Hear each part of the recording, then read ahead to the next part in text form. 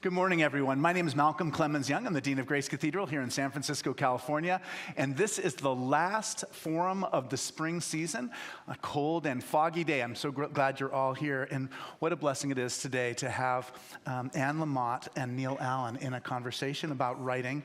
And I think it's going to have the same effect on you that it had on me, which is already these ideas are sinking in. I was telling Anne, I was like, my gosh, I used the word thing in the second paragraph, and I know there's a better word for this, but the deadline's fast approaching. But in their new book, Good Writing, 36 Ways to Improve Your Sentences, they offer practical and surprising ways to transform ordinary sentences into unforgettable ones, and in the process, reveal why words matter so deeply. In this first book together, Anne and Neal explore how writing shapes not only our creative work, but also our relationships, our attention, and our understanding of ourselves. Bringing together Neal's finely honed insights from years in journalism and business, and Anne's beloved wit, candor, and wisdom, familiar to readers of Bird by Bird in her many best-selling books, they illustrate both the craft of writing and the often messy, vulnerable process behind it. What makes this book so compelling is that it is not only about writing well, it is also about listening well, noticing more carefully, and learning how language can awaken clarity, connection, compassion, and even joy. Today, we'll explore their fresh perspective on writing, their curiosity, generosity, and joy in writing, and the deeper question beneath it all, why certain words stay with us, echoing long after they are spoken or read. We're so glad that you're both here today. Thank you so much for making this part of your schedule. I know the book is doing so well. You certainly don't need us to help boost it, but we're very grateful that you're here to share some of the ideas behind it. So glad to be here. Thank you all for coming. We were worried no one would show up. We're always worried no one will show up. I have the same thing. And then we're also worried that people will show up. Yeah, I have that recurring nightmare where I'm up, Right. I come to church and there's no one there. Yeah. And then I also have the recurring nightmare where I can't find my page on the sermon, and I keep trying to find it, and I look up, there's fewer people, I look up, and then there's no one left. Yeah. That's a bad one. There's some seats up front here. There's one there and two there and one there. Oh, there's a couple in front if you need a seat. So what's your first question? You know, I don't even know where to start. I mean, I first read Rosie when I was, I guess, like before I was even ordained. So, Wow. So we've been walking a long way together, even though I didn't know it. Mm-hmm. And even this morning, Heidi said to me, she said, it's like that example from operating instructions where the child is reaching under the light under the door. And I preached that in a sermon in 1995. Yeah. Or 96, something like that. So we're very grateful to see you. And I just wonder, for both of you, you've been writing for such a long time. How has your writing evolved over time?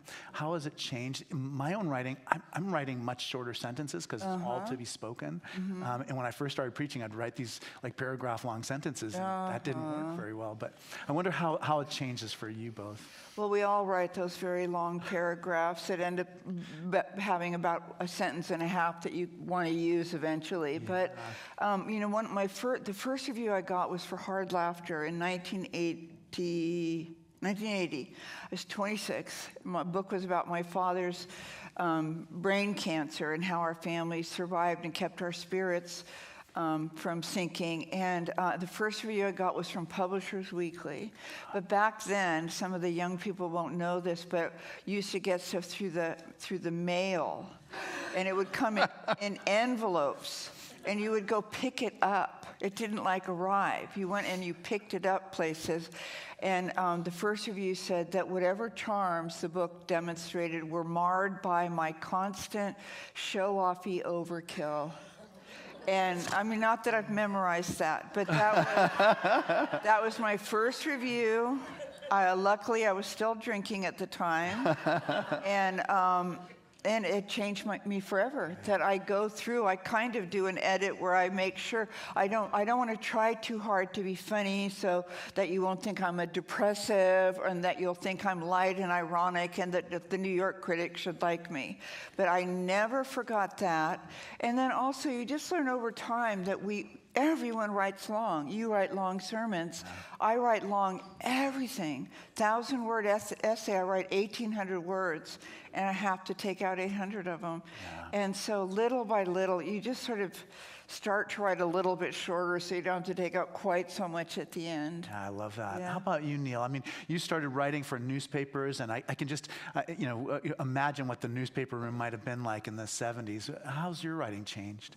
So I worked for daily newspapers, and so my first public writing certainly, was very restricted, right? In a daily newspaper, you have lots and lots of rules. You can't use interrogatories, you can't use exclamations, you can't ask a question that can't be answered in the next paragraph. You have to do a limited vocabulary, you have to do basic sentence structures.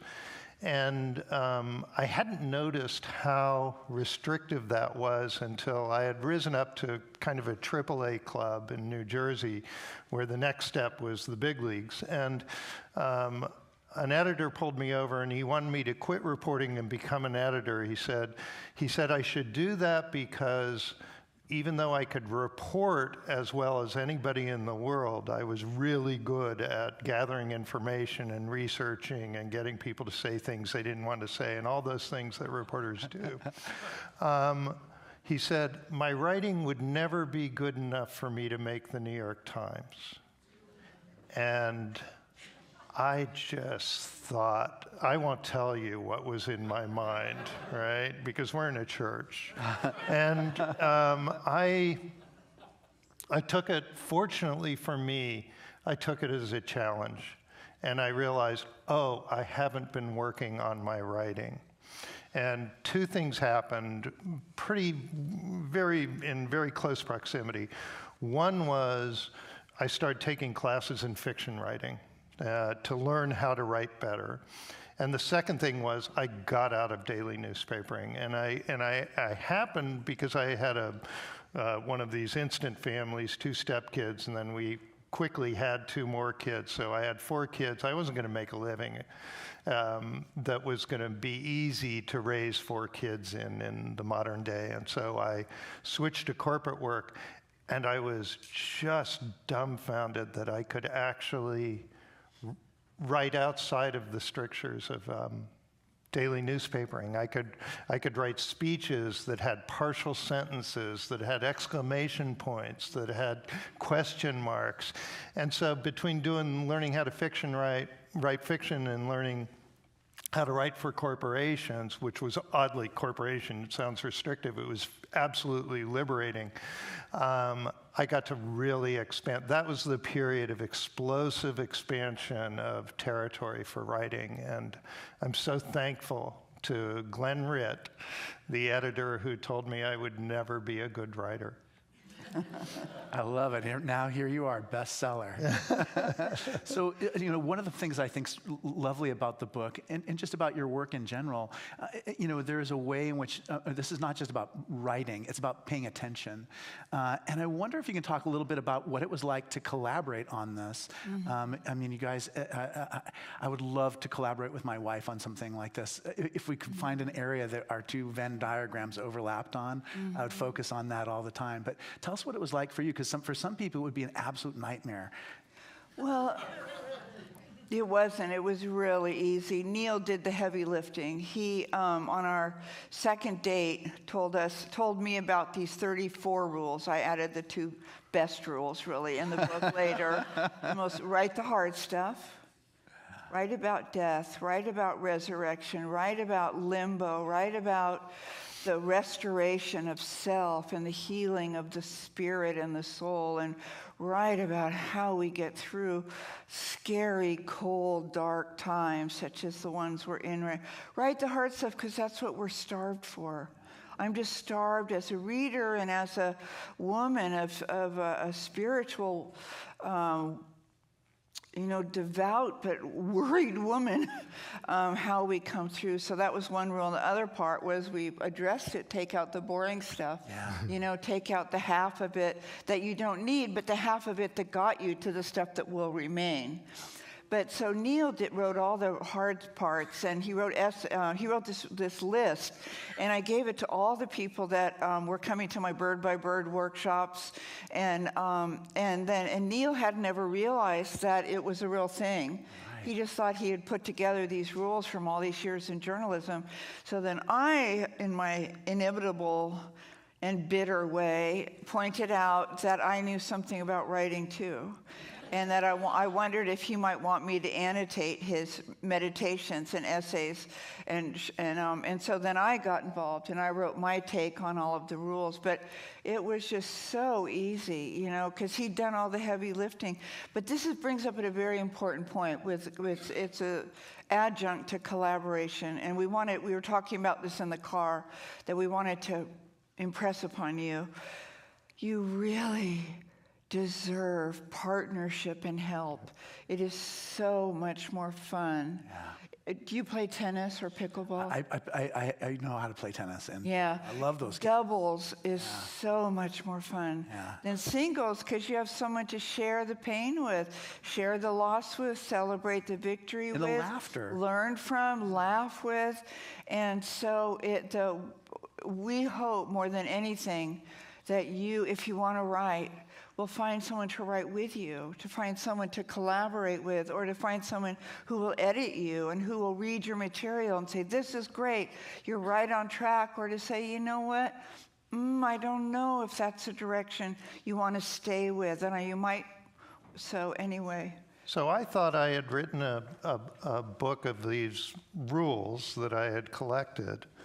They're second draft rules, right? There's no grammar in here in the book. I mean, there is a little, it has to kind of leak in, but the book isn't grammatical rules or usage rules.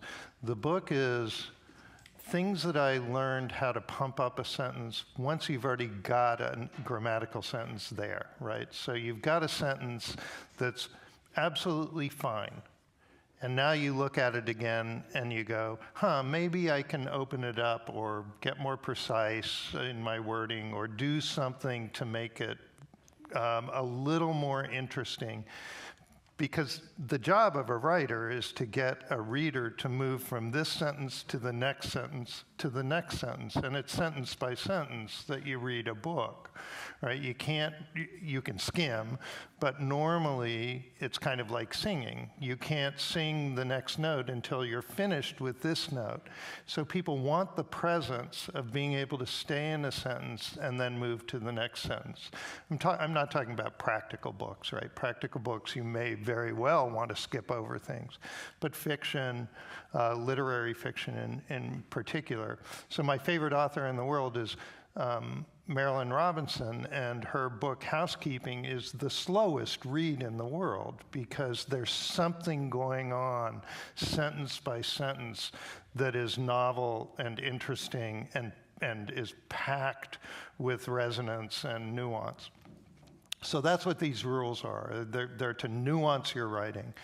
And I had noticed that everybody's got their list, all your literary heroes. Hemingway had 4 such rules, and Elmore Leonard had 8, and Margaret Atwood has 10. But the longest list I could find was Martin Amis, who had 15. And I was just surprised.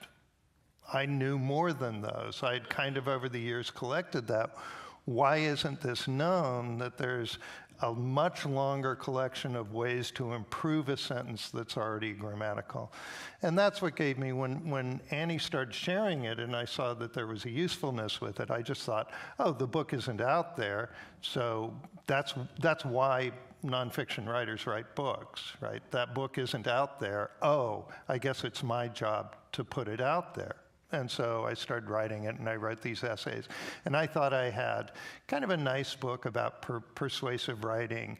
But when Annie added in her cathartic tone and her commentary, it changed the book, not just structurally and not just in tonality.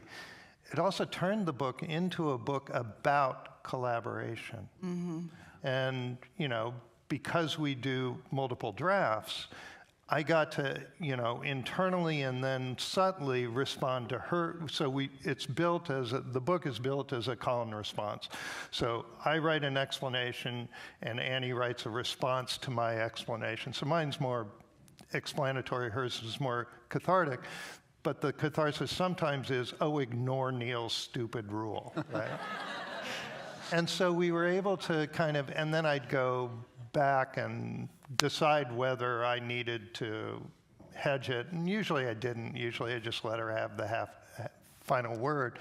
But it became not just a call and response on paper, but a call and response between us. And we all of a sudden in the second draft, we started beefing things up and really noticing that the interplay was important and noticing that there's a message there that you need readers if you're a writer, and you need readers before your stranger readers, right? You're going to have strangers reading your stuff if you write. But before then, you want your friends to be reading, and your friends may be editors, they may be, you want people who can advise you, not to improve the quality. The quality is whatever quality you bring to it, but to refine the consistency of your voice, right? So editors get rid of your blind spot mistakes, and I'll always have the same blind spots, and Annie will too. We know each other's blind spots. Yeah. Well, that's one of the things is most memorable to me, that conversation about editors, and especially that conversation about voice and editors. I mean, this may sound trite or silly, but like my wife's social media posts, I love them. I love how they're written, and obviously she wasn't writing social media posts 10 years ago. She kind of learned to have a kind of voice that's unique, and if I were to go and try to edit them all, it wouldn't live in the same way that you're talking about. So when you discuss this issue, you're talking about with regard to an editor, but like, how do you find that voice? Like, how do you, I can look at a paragraph that you wrote, Annie, and I know exactly that it's you. Yeah. But how do you find that, and how do you cultivate that? Well, that's one of the rules, is that you trust your own voice and that spirit. Can I ask you, how many people here go to Grace Cathedral? Oh, most of you. Spiritually. Why don't the rest of you? Sorry. Well, that's the funny thing about Grace Cathedral, really quickly to summarize. There's people who come to yoga, sound bath, right. We have Tai Chi. Yeah, and those people are just as valued as the people who come Sunday mornings. So there's a lot of people coming here for a lot of different reasons. But when people ask that question, they know that it's like Sunday church. Okay. How many people come to Sunday church? Yeah. Again, 2/3 of you. Well, as you know, spiritually, it's so hard to believe that you're fine as you are, right? Especially in the Christian tradition. So true. Because you could always be better. I mean, St. Paul, with his tiny issues with women, says, I just keep doing the things I hate about myself, and I don't do the things that I know would fill me and cause much more rejoicing. And so Neal's written a book you can get on the Inner Critic. It's called Better Days, which I got on my first date. Second date was The List, I think. But anyway, the writing can give you access to finding out who you actually are. And I always said to my Sunday school kids, this is a come as you are gathering. Who you are right now, with nothing to start doing or to stop doing, is who God created and who you are supposed to be. Without all the persona and the false fronts and the dancing as fast as you can to make sure that everybody in every circumstance loves and approves of you. And so, to me, the most important chapter is about learning to trust your own voice and to find your own voice. I want to make 2 shameless plugs right here, because before I forget, because I'm old.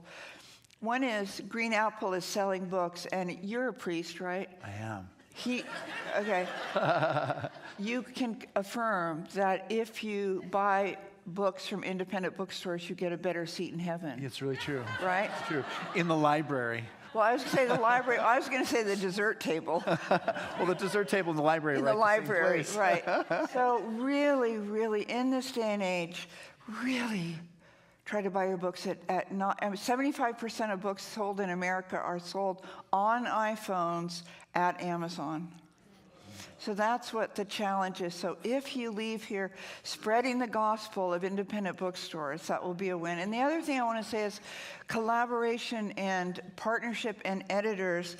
My son Sam, who some of you know from my writing and from operating instructions, has a writing collective of 750 writers, and some here, and it's mostly online.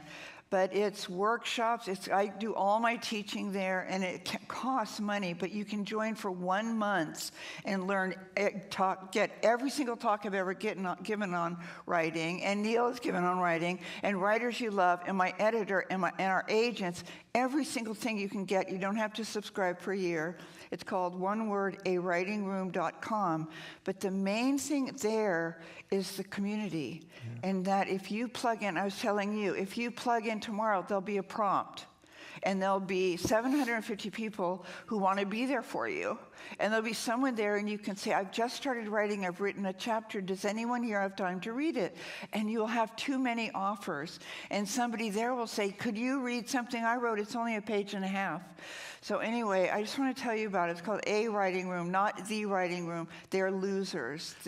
That is not a good group, and they're our mortal enemy. But the point is, find a community. You don't have to go to a writing room. You could go to a community college. You could post something at the Grace bulletin board. I'm starting a writing group. We're going to, like skip the sound bath. Come to our writing group. It's going to be... I'll put a shameless plug too, now that we're shamelessly plugging. Okay, go ahead. And as we're having a congregation retreat over Memorial Day weekend, and the focusing is spiritual writing this Okay, time. great. So you can do it right now with people in person. Yeah, you can do it with people. Show up. It's just show up. And there will be somebody there that you're having coffee with, and they'll say, what are you working on? Well, I'm working about my walk of faith. I'm writing about my husband's recent death at the age of 40. I'm writing about how I hate everything in all of life.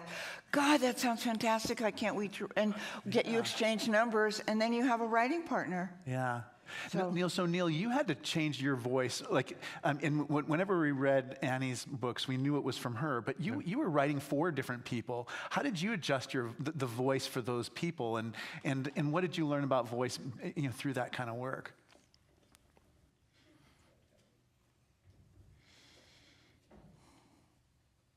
Because I'm looking for something when I discovered my voice, it's about finding your voice, not adjusting your voice. So you find a natural voice. Everybody's got a natural voice, and you don't know what it is until it's kind of like in music, you do your scales for a very long time before the nuance of timbre and tone and silkiness and this and that starts to become prominent, and you become aware of it. Everybody starts out, it kind of sounds rough and technical.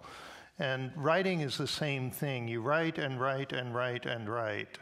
And for a lot of people, you have the experience that I did, which was, it's kind of Malcolm Gladwell-ish. After 10,000 hours of writing and editing, boom, all of a sudden this flow voice appears. Right, and other people kind of work their way into their own flow voice. But I have never felt I had a choice over my voice.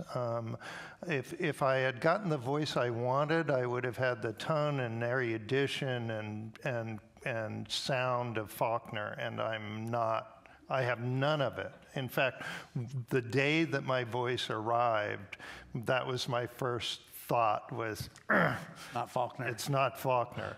It turned out. But I've got a question about that too, kind of a follow-up question, which is, there is a way in which, my grandparents, they spoke in a kind of affected way. They had an accent that was really different than my parents or our generation. I wonder if you can talk about that too. It's just how has writing changed? You write sound like a normal person is basically one of your things. But how do you explain what the language has changed over the last. Well, I think the language has changed as life has changed, right? So life now is about being entertained. So people, that's what these smartphones are about. People have shifted into this strange belief that life is about being entertained. And if I'm entertained hour by hour by hour by hour, I'll be happy, right? It's not about anything that's kind of attached to morality or ethics or community or conversation. And life was a little harder for your grandparents and for all of our grandparents. And it was a little more serious. There was still starvation in the world, right? And at a grand scale, right? There were still difficulties with people didn't necessarily have indoor plumbing, and a lot of people in the world didn't have access to health in ways. We've actually improved things quite a bit from our grandparents' days. And so I think that you know, I look at the kind of golden mean between life being brutal and short, or whatever Hobbes said, and nowadays was the 50s, when we actually saw the light at the end of the tunnel, right? Antibiotics were soaking in. We had the result of FDR. We had a compassionate government joining with other compassionate governments throughout the world. And things were less serious all of a sudden. Now things are just breezy and conversational. And I happen to luck into a breezy and conversational voice. Yeah, that's great. Well, I mean, in a way, I mean, you're shaped by your times, and so you can speak to your times. And gosh, I don't think Faulkner would have done this. But a common wound we all share, and a common response to that wound from early childhood, from being told, being shamed, being bullied on the blacktop, whatever, looking different, being different, not being, you know, believing that you were acceptable, having a lot of secrets, because you didn't, in the 50s, you didn't tell your secrets. A common response to that was that we thought we should sound like somebody we admired. That's what your grandparent, Neal, there's this funny way of talking more on the East Coast that's kind of a little bit clipped. It's a little elitist, and Neal calls it, is it Connecticut lockjaw? Yeah. Connecticut lockjaw. And it's a way, and when you hear it, you start, when I go to the Deep South, I come out with a Southern accent, because I love Southern women, and they seem so much sweeter and more faithful than I am, and less of a mess. But one of the things you might want to look, as you're starting to be writers, and I love seeing people with pen and papers. I am such a stickler for pen and paper and pencils. But you might want to examine how you think you're supposed to sound, that you're supposed to sound more erudite. I dropped out of college. Right? I am not erudite. I am a self-taught person. I think I should sound more like John Updike, or I should sound more like, I want to sound more desperately. I mean, it argues a wasted life to me that I don't sound like Barbara Kingsolver. I mean, it makes me feel physically ill, you know? And so think about who you think you're supposed to sound like and be like in the world, and see if you can shake it off a little bit. That's why if you can find a community, it's going to be other people, and you're going to be saying to them, you don't need to sound like, you don't need to write poems like E.E. Cummings or Mary Oliver. Write poems like you. Write from your truth, write from your heart. We use a quote in this book of our friend Randy Mayhem Singer, and she says 6 words that I kind of think are all you need to know to be a real writer. A real writer is just someone who's writing, right? She says, tell me a story, make me care. How do you make me care? Well, because you're sharing yourself with me. You're taking down all the persona, you're taking down the armor, you're taking down all the false fronts. You're putting aside that desperate people-pleasing, that walking on eggshells so you don't. In my family, you just didn't make mistakes. We were atheists. We were I wasn't, but I was a little child. We were overeducated. And you just didn't make mistakes, and you were supposed to know what you were doing, and you made the right decision. And they forgot to mention You got to change your mind. You can be halfway into a novel and change your mind. You thought that the main character was Adrian, but it turns out she's not the main character. It turns out her child is, or her aunt is. Her aunt's going to be the narrator. So you go back. That's why we have second drafts. Yeah, I love that. You know, you have already improved my writing, and I can improve everybody's writing in just one quick, insightful piece of advice, and that's just use a thesaurus more often. I've been doing that, and it's been helping. But I wonder if you can talk about some of your favorite words. That might be hard to do because you don't think of. I know right off the word. I love the word meadow, and I have loved it since I was a child. And then I loved when Tony and Carmela Soprano named their daughter Meadow. Right, the most violent human knows his daughter, and they call her Met. And I love the word glade because spiritually, Ram Dass calls it the heart cave. But all of us have deep inside of us this glade where the world really can't get in. And for me, it's my little kid, my little Annie, and Jesus. It's really quiet, and it's just so warm in there. And it's a glade, you know? It's surrounded by maybe eucalyptus trees with that aromatic smell of turpentine, that the good sense of turpentine. I love glade, and I love meadow. I have never thought about this before. That's interesting. What immediately came to mind were two words. One is rhapsody, and then I immediately hear the, United Airlines. Right? And I'm so glad they haven't changed it, right? It's been 20 years, and I'm so happy about that. We're lucky to live in San Francisco. Right? And then the second one, for obvious reason, is slight, as in I've been slighted. Yeah. I thought that was a joke, but apparently not. I love the word grace. You use the word equanimity, I think, in the book. Well, that's my Buddhist training. Yeah, equanimity, satisfaction, and contentment are strange to me because they're each other's synonyms, and there isn't a fourth. And they are the only words we have for that middle feeling of things aren't too hot, aren't too cold, right? And equanimity is the more abstract version of it, more Buddhist version of it, but satisfaction and contentment are the same.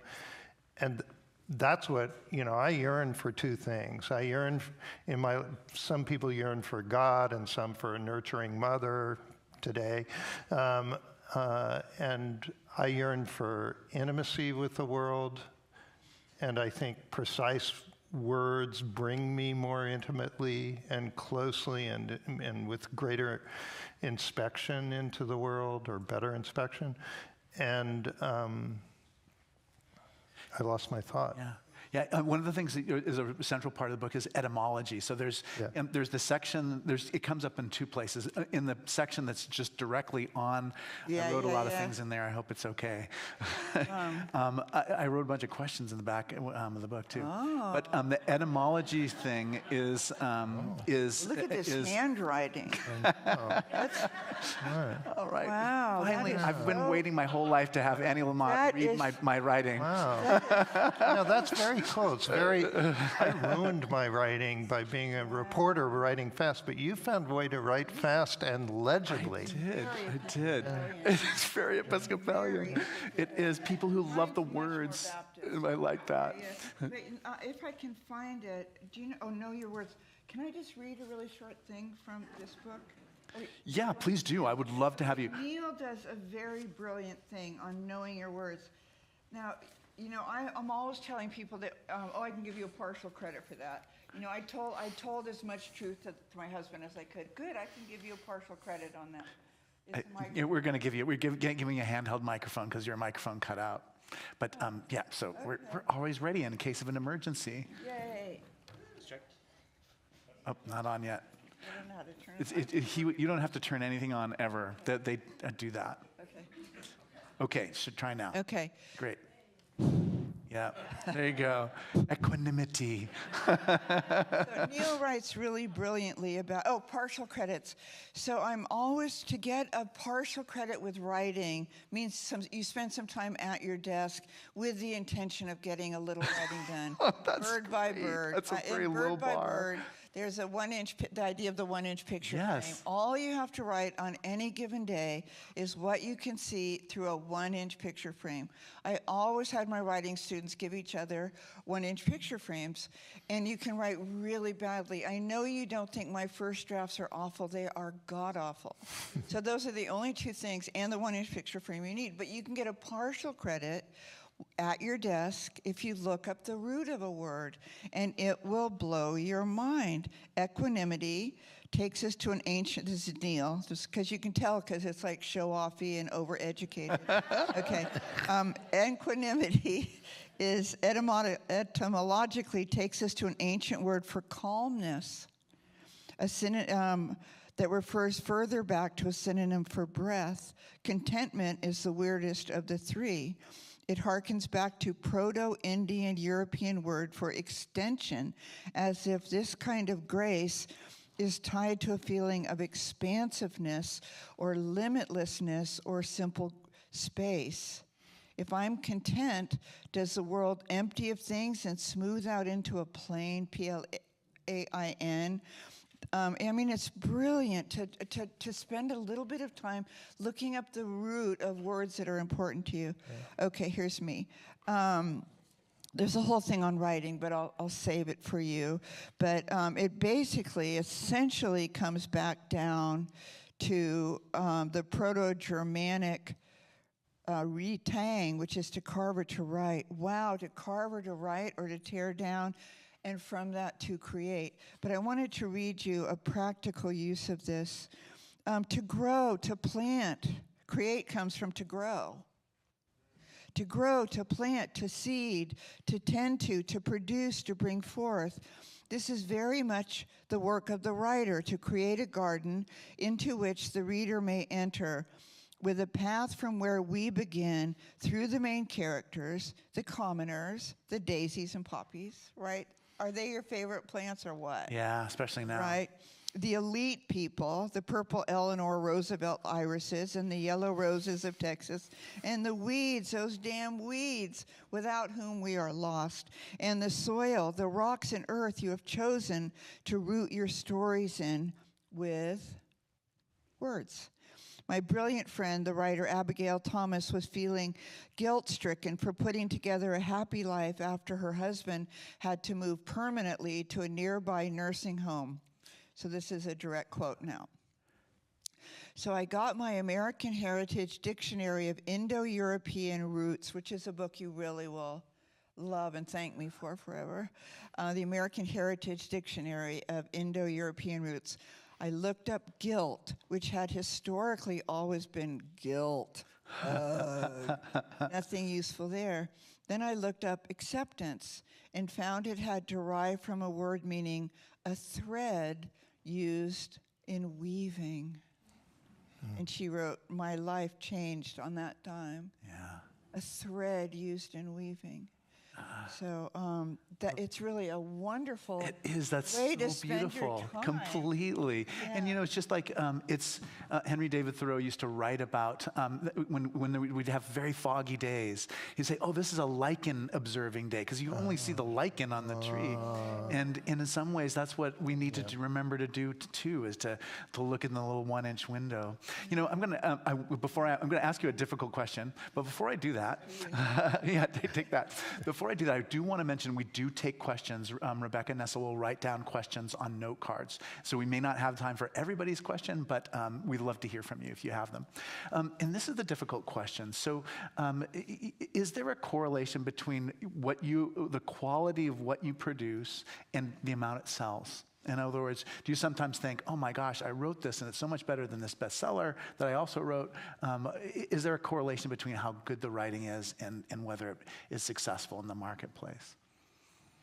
I would say no. Okay, good. I would say that, like, I get the bestseller list from my editor a week early every Wednesday. And I look down both fiction and nonfiction, and I write back to him. I say, is there a single book on this list you would pay money for? Because it's the publishing world is about money. It's not like not like it was in the 50s with Bennett Cerf. You know, it isn't about like beautiful writing and disseminating these richly thought out and carefully tended to works of memoir or novel. It's about it's about selling them. And so, but what happens is sometimes beautifully written books break through. Yeah. And so, but if you write with the belief that if you get published, you will feel differently about yourself, you won't. Yeah. I can promise you, you will feel more mentally ill than you do currently. Because you can ask the Green Apple people. There's something like 200,000 general interest books published a year. And you will get about a week to get a chance to stay a second week at a bookstore because of the turnover. And if you sell a few books, then they'll keep you there and they'll maybe buy a few more. But it is so nerve-wracking. I mean, this is my 21st book, 20th and a half, since Neal did most of the writing, but or more of the writing. But it's nerve-wracking. It's a nightmare. The publicists are terrible. They let you down. You get bad reviews. We didn't get a single review. You get neglected. You get this and that. Your family people in family are gonna say the weirdest ass stuff. You say, Mom, I got my book. And she's going to say, my mom said the first time I made the bestseller list, which was operating instructions, my 5th book, I said, Mom, my whole life and my dad's whole life, I made the New York Times bestseller list. And she said, anything else? So it's not out there, is the point. It is not out there what you think the publishing or the writing will give you. It's an inside job. It's that you have a story to tell. It's that you want to write. It's that you want to be a part of a writing community. It's that you want to commit to writing and reading about writing and reading the masters and sitting at their feet and seeing how they do it. And that's what makes you a writer. And maybe some of you will get published. And you know what? It's not out there. Horribly. It's not out there. You take it. I want to look something up. Yeah, I've got a mic. I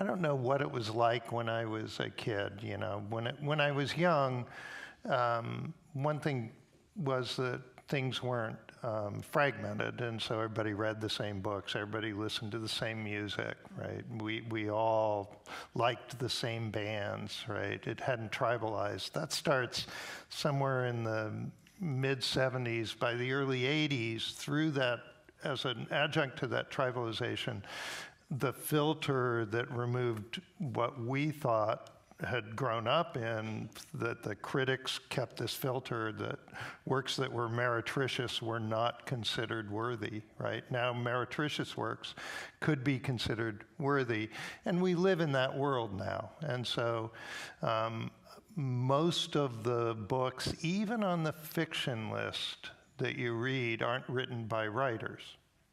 And the way I think about that, the reason that I say that, is that the people who are writing practical books and autobiographies, everything on most of the books on the nonfiction side, their primary interest is the subject matter.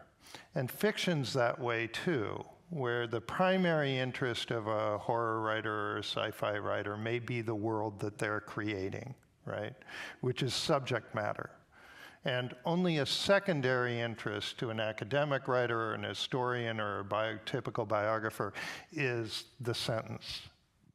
Now, in the distinction of literary fiction that stands very differently is that, and you don't even have to be a particularly good literary fiction writer, right? You can be like me, more of a hack writer. Annie's a high literary writer, but even a hack writer can be a writer in the sense that my interest is always first the sentence, second the flow or paragraph, and third the subject matter.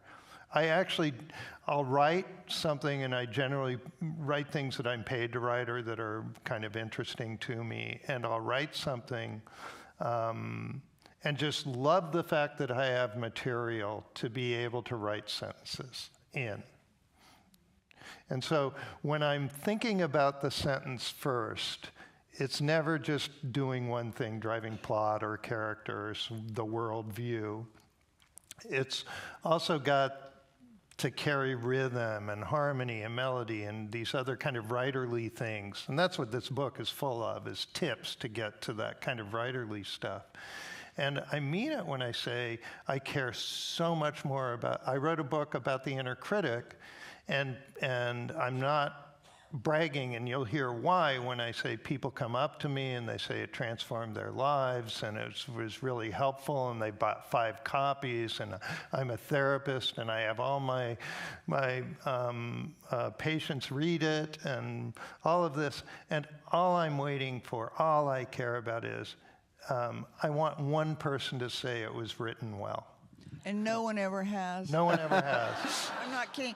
We're gonna set up this plant. My son's gonna walk up to you, 3 weeks from now. I want to do questions, but before we go, I just want to close off what I was saying with this amazing quote by Ellen DeGeneres. Yeah. And let's do questions. This is from Janine Roth's new book, which is called Love Finally, which is stunning, about the mother-daughter wound. Ellen DeGeneres said, "I didn't go into this business for money. It was about healing my childhood wounds. I thought, if I can make people happy, then they'll like me. And if they like me, I'll feel good about myself. And all I can say about that is, thank God for the money." Oh, that's great. Well, one question I have too is just like, what is the future of the book? And it's related to this. It is directly related to this. We don't know. No one knows. Everybody here reads.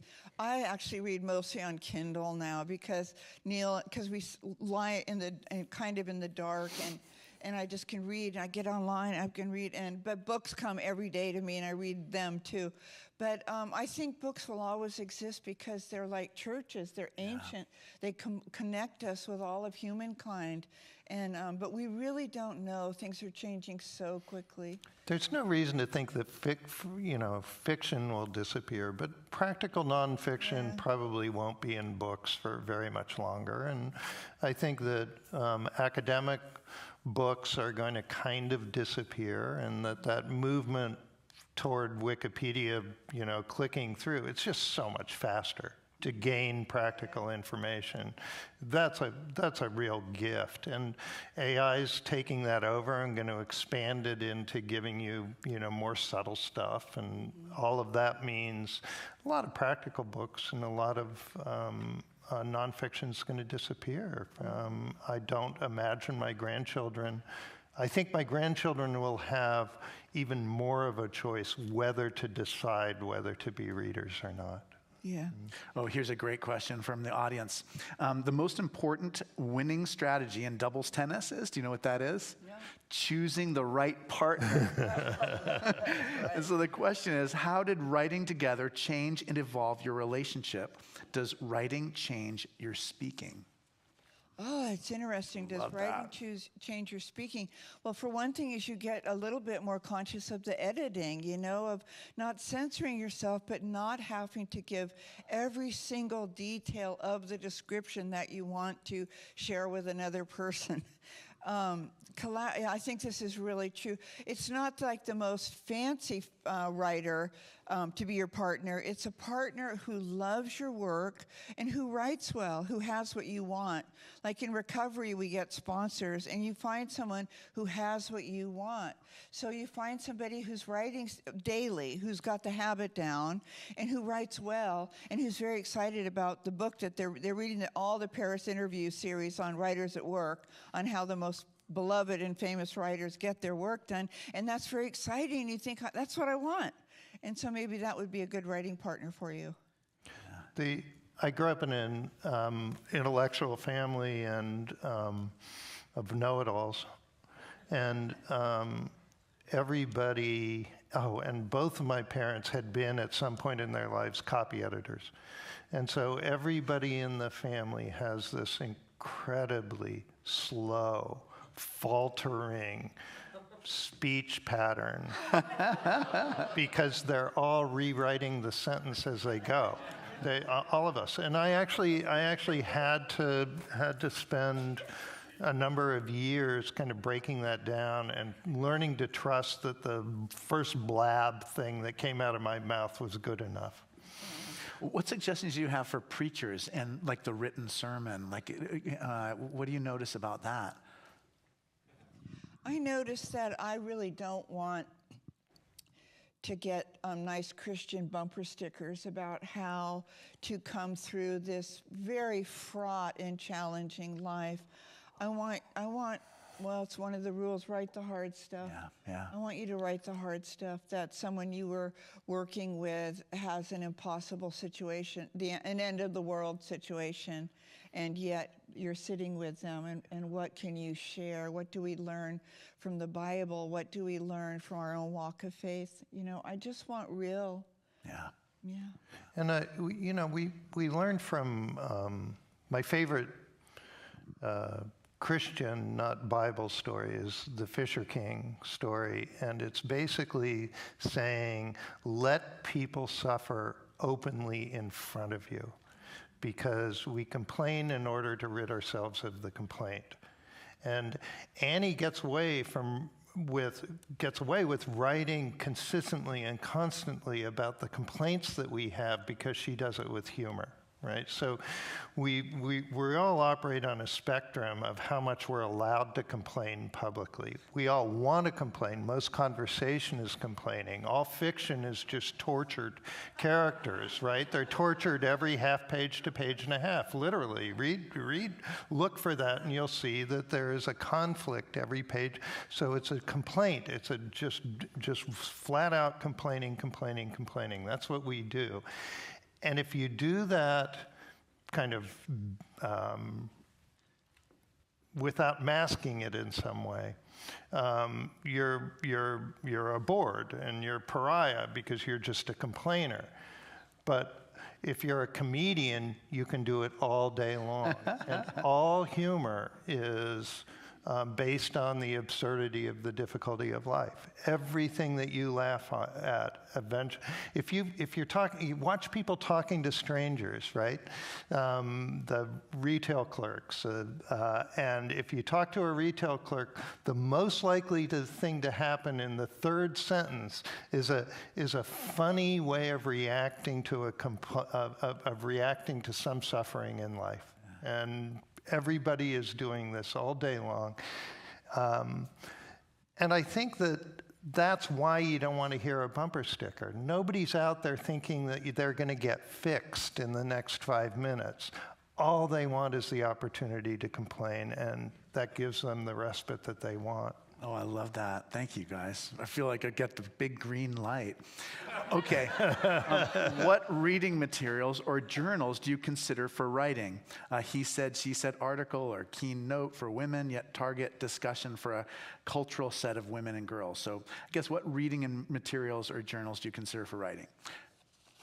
You can look at it too. But I would say that this is I'm going to refine the question. I'm just going to say, what do you read? She said. Yeah. Yeah. Let's change this question. The person who wrote this come up to me afterwards, come up Yeah, to us. that's a good idea. Because I don't quite get it, and I want to answer it for you. Yeah, and I'm going to just modify that question. I'm going to say, how do you read like a writer? Oh, okay. Now you're talking.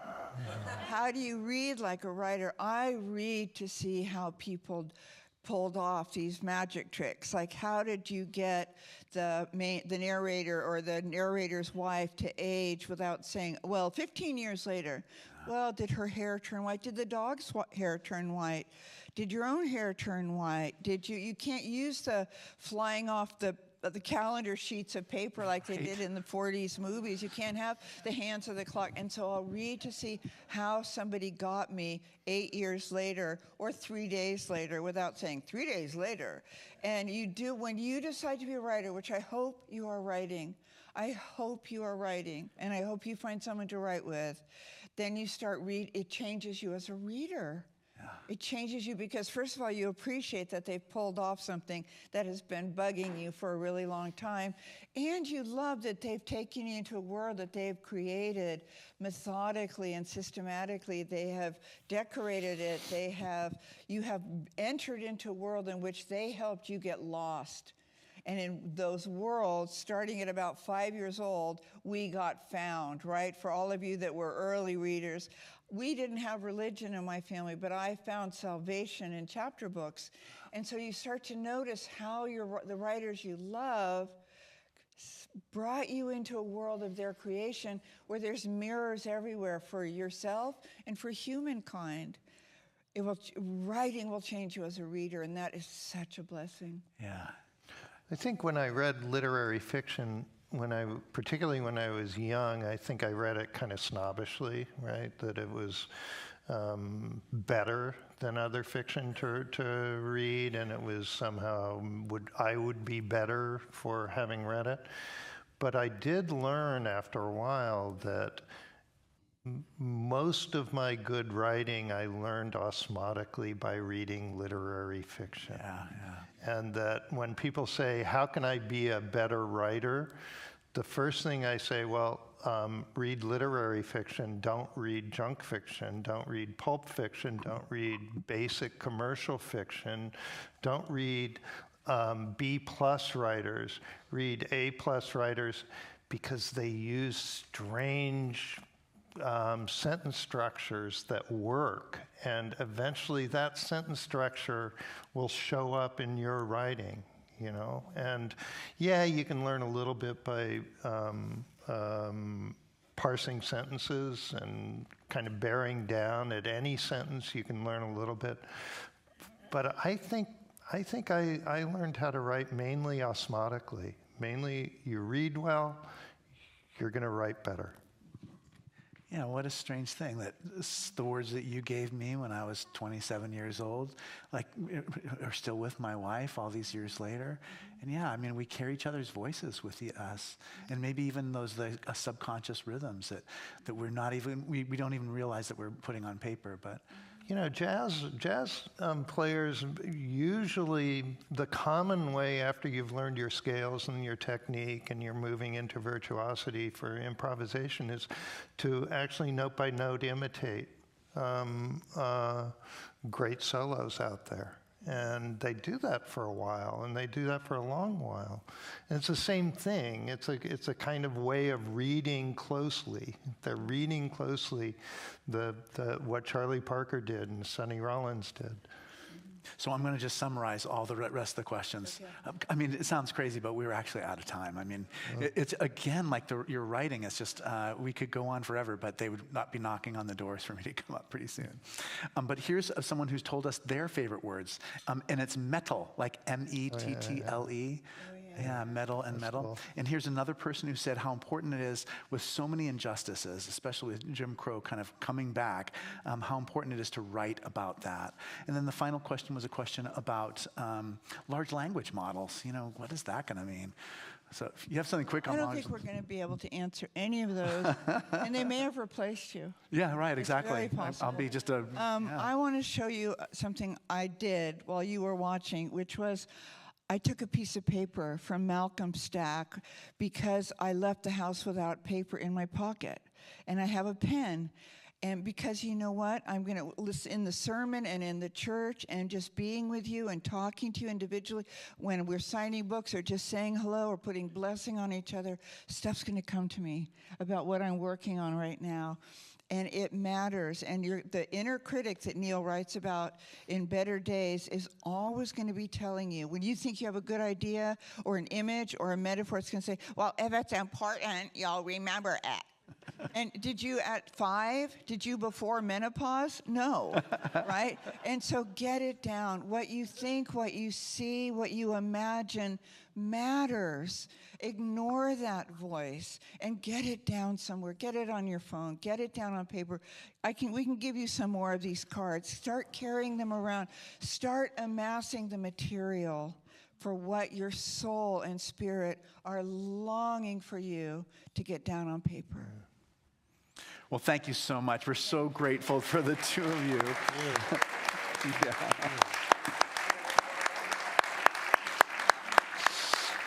And the forum, this is the last forum of the season, but we'll be back in the fall, and we've got some great shows coming up in the fall.